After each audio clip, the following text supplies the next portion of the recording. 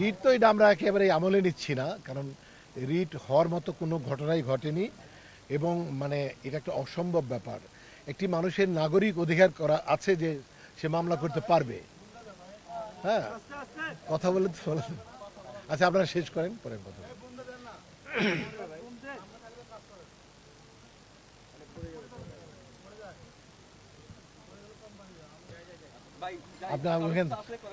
আপনি ওখানে থাকলে হবে না, আপনি সামনে আসেন।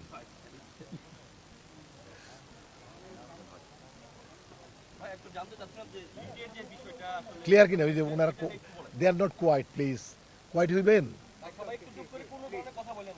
আচ্ছা চলেন।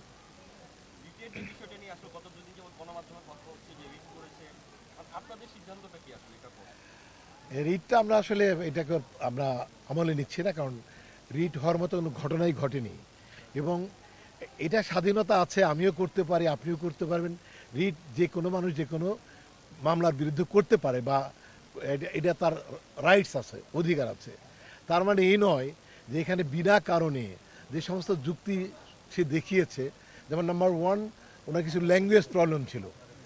উনি যে সমস্ত কথাবার্তা বলেছে, আমাদের সম্মানিত সাধারণ সম্পাদকের পার্সোনাল পড়াশোনা নিয়ে যে কথা বলেছে, এটা অত্যন্ত দুঃখজনক।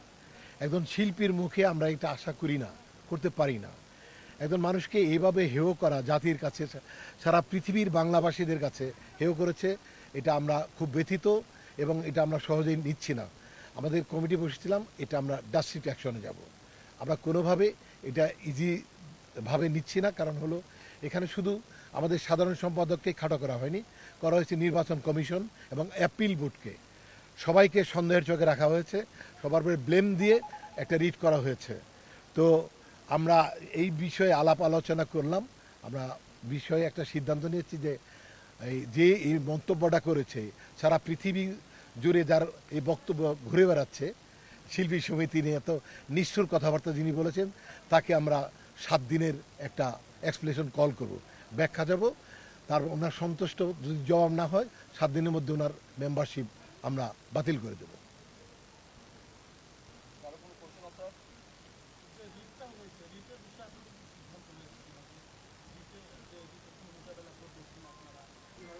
যিনি আসলে রিট করেছেন উনি তো দেশেই নাই, উনি কিভাবে রিটটা করলো, কিভাবে কার্যকরী হলো, সেটা আমরা করতে পারে সেটাই করেছে, আমরা বলছি না যে করেনি। তো তার স্বীকারোক্তি দিয়েছে, একটা টেলিভিশনের মাধ্যমে দিয়েছে যে সে রিটটা করেছে, সে তার মানে দায়িত্ব নিয়েছে রিটটা করার। তবে রিট তো আইন শ্রদ্ধেয়, পবিত্র, আদালত পবিত্র, আমাদের কাছে সবার কাছে পবিত্র। আমরা আইন নিয়ে আইনকে লড়বো, আমরাও আমাদের আইনজীবী নামিয়ে দেব কাজ করার জন্য। তবে তার এই রকম হঠকারী সিদ্ধান্ত, চলচ্চিত্রের এমনি দুঃসময়, তার মধ্যে সে নির্বাচন কমিশন, আপিল কমিটি, আমাদের সেক্রেটারি জেনারেল নির্বাচন নিয়ে যে প্রশ্ন তুলেছে, সেটা একেবারেই মানে ওনার নিজের কাছেই। উনি প্রথমে যেভাবে মালা পরিয়ে দিয়ে উনি বলেছেন যে একটা মানে আমি দীপজল ভাই আমার বাপের মতো, এটা বলেছেন। সেই বাপকে অশিক্ষিত বলে তা হেয় করার যে প্রবণতা উনি দেখিয়েছেন, তাতে মিল পাচ্ছি না। আমরা ধারণা করে নিচ্ছি ওনার কোনো মাথায় সমস্যা আছে কিনা। আমাদের কমিটির সিদ্ধান্ত মনে হচ্ছে যে তারা বলতে যাচ্ছে যে তার আসলে চিকিৎসার খুব প্রয়োজন, তার কথার মধ্যে কাজের মধ্যে কোনো মিল নেই, এটাই।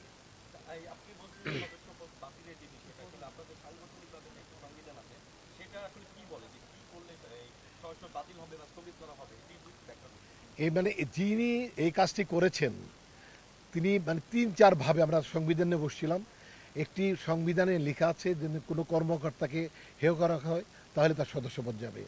মানে অনেকগুলো কারণ আছে যেটা তার সদস্যপদ চলে যেতে পারে। আমরা তাকে একটা চিঠি দিচ্ছি, চিঠিতে লেখা থাকবে যে এই কারণে আপনার সদস্যপদ আপনি হারাবেন, আপনি কেন হারাবেন না আপনার পক্ষে যুক্তি দিয়ে আমাদের চিঠি দেবেন।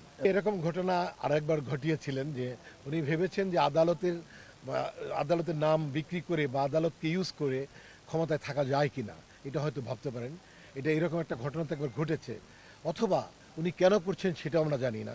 নির্বাচন উনি আবার চাচ্ছেন, যে নির্বাচনটা হয়েছে এই নির্বাচন উনিই মেনে নিয়েছেন, সবাই মেনে নিয়েছে, আবার একই নির্বাচন উনি চাচ্ছেন। এই জন্য আমরা ভাবছি যে কোনো প্রবলেম আছে কিনা, ওনার মানে কোনো মানসিক সমস্যা হয়েছে কিনা।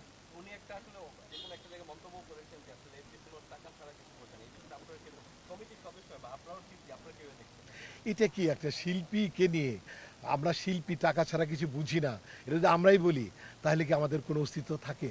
এটাতে অসম্মানের আর কি থাকতে পারে একটা শিল্পীর জীবনে?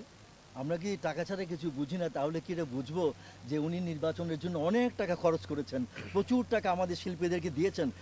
এটা জাস্ট সম্মান, একটা অনারের জন্য আমরা কাজ করতে চাই। এবং যারা এখানে ইলেকশন করে ম্যাক্সিমাম লোকজনই আগে প্রুভ করেছে যে তারা আসলে নেয় না।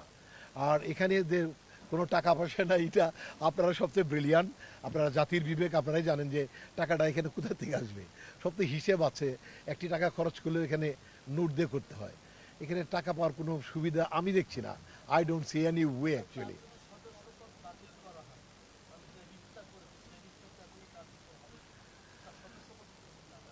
এইটা আসলে আইনের বিষয়, এটা আরও ভেবে দেখতে হবে। আমাদের কাছে মনে হয়েছে যে সে যে কাজটি করেছে, সারা পৃথিবীর বাংলাভাষীদের কাছে যে ল্যাঙ্গুয়েজ উনি ছড়িয়ে দিয়েছে, একজন প্রতিষ্ঠিত একজন অভিনেতা দীপজল সাহেব, উনি চিত্রনায়ক, উনি খলনায়ক, উনি একজন প্রযোজক, এবং উনি যে এত অযোগ্য তারপরে উনি কিন্তু পাশ করেছেন। যে মন্তব্য করেছেন তিনি কিন্তু ফেল করেছেন। তাইলে এই সমস্ত কথাবার্তা বলে হেয় করা, আবার ওনার তৈরি যে কমিটি, নির্বাচন কমিটি যেটা ছিল, কমিশন উনি তৈরি করেছেন, অ্যাপিলেট বোর্ডও উনি তৈরি করেছেন, উনি তাদেরও বিশ্বাস করছেন না যে তারাও বোধহয় বায়াসড বা পারসেস হয়ে গেছে, এরকম ওনার কথাই তাই মনে হচ্ছে। নাগরিক টিভিতে যা বলেছে তাদের তাই মনে হয়েছে। আমার কোনো শিল্পীকে অশিল্পীকে ওরা রাখবো না। আমরা চাই প্রত্যেকটা শিল্পী তার নিজের পরিচয়ে মৃত্যুবরণ করুক। আমি যখন যাই, আমি চলচ্চিত্রের শিল্পী হিসেবে যেন ইন্তেকাল করি, এই রাইটসটুকু আমার আছে। আর যদি আমি কোনো অপরাধ করে বসি তাহলে তো সেটা পানিশমেন্ট হবে। আরেকটা কোশ্চেন আছে, আরেকটা কথা বলে দিচ্ছি আমি, শুধু জাহেদ খান নয়, রিহা, তারপরে বেবি, নীরব, এদের যাদের প্রতি ইনজাস্টিস করা হয়েছিল সবাইকে আমরা সদস্যপদ ফিরিয়ে দিয়েছি। এই বিষয়গুলোই নিয়ে আমরা টোটাল নিয়মের মধ্যে থাকবো। তাকে আমরা চিঠি লিখছি অলরেডি, যে আপনি এই কাজগুলো কেন করলেন, কেন আপনার সদস্যপদ বাতিল হবে না, আপনি উত্তর দেন। উনি যে শিল্পী সমাজকে হেউ করেছে এবং শিল্পীদের খাটো করেছে এবং নির্বাচন কমিশনকে খাটো করেছে, অ্যাপিল বোর্ডকে খাটো করেছে, এটা সবগুলোই অনিয়মের মধ্যে পড়ে। হ্যাঁ, পুরো ইন্ডাস্ট্রিকে খাটো করেছে। এটার সুষ্ঠু সমাধান বা উত্তর না দিতে পারলেই কেবলমাত্র ওনার সদস্যপদ উনি হারাবেন। এটা আমাদের সকলের সিদ্ধান্ত, আমাদের কমিটির সিদ্ধান্ত। ধন্যবাদ।